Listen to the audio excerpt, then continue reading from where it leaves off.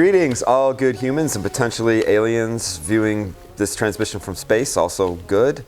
Or bad. Or not. Men in Black, look it up. Anyway, I'm Robert. I'm Josh. And this is Central Music. Right here. We'd like to have a conversation with you. Yes, right now. What?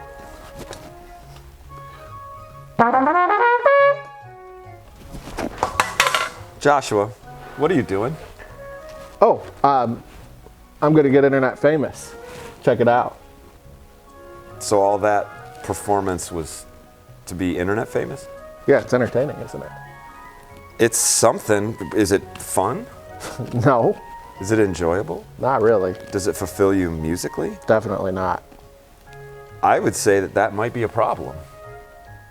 Oh, I think culturally right now, and maybe it's always been this way, people are doing things strictly to garner a reaction, a good reaction, a bad reaction. They just want to feel seen, which is a thing, but it's empty.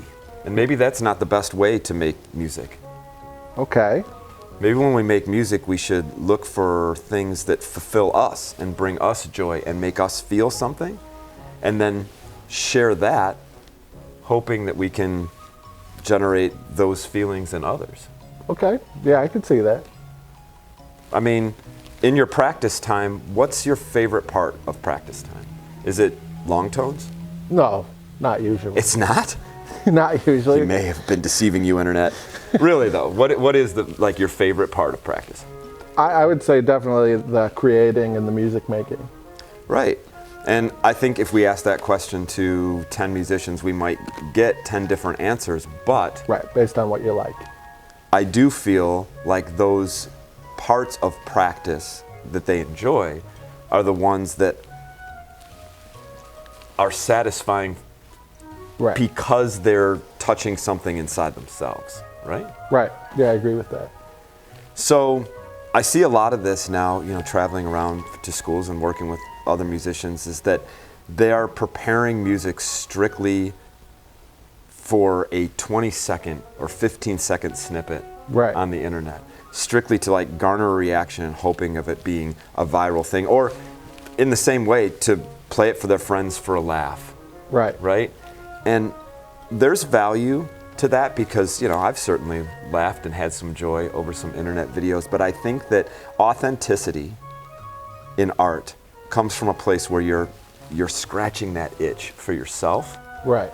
and then desire to share it with the internet. So if twirling the trumpet and playing random notes on a blues scale is what makes you feel something inside, you should do it. Right. You should do it. Most of us, though, it's probably something deeper. Most of us. I would think. Yeah. When you work with your students, to flip this just a little bit, when you work with your students, do you see this? And what do you do in your lessons, or what would you suggest in the way that we teach? Right. To try to pull away a little bit from this behavior and get to something more authentic? Yeah.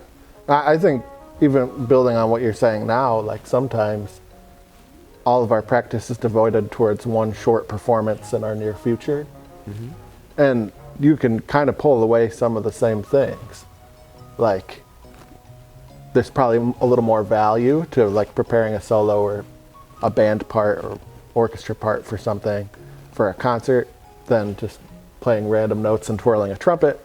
But I think that you always got to be exploring those deeper motivators a little bit. And from what I found with my students, when they're in a space where they're musically being authentic to themselves, as well as preparing for their other commitments, I get a lot more buy-in from them, a lot more practice, a lot more joy from the activity too. So. That's good. You ever give any thought to the way we organize our classrooms in terms of competing for chairs? Yeah, I actually think about that quite a bit. And that can, I think, lead to a little bit of this, because while it is useful and a motivator for some students, it can lead a little bit to just building a skill or preparing a piece of music for someone else. Right. And not so. Sometimes the trick might be for all of us who are still students, to even when we're doing that task in our practice routine that doesn't really connect to our inner joy of music making, try to find the one thing in that exercise that does touch that joy. Try to connect to that joy as much as possible, right? Even when you're doing that thing that you have to prepare for your chair audition and it's maybe not the most musically fulfilling thing to you. Agreed, yeah. That's great advice. So no more twirling the trumpet? Not today. I'd like to talk about like dancing space robots. Okay, that's strange. Dancing space robots is a thing. Taking over the internet. Yes. If you have a dancing space robot or you just like this content, like, subscribe, comment. We're here for it. I gotta go pull my mouthpiece. It might be stuck. Until next time. Josh. Just kidding. Yeah. Yeah. We might need to do that again.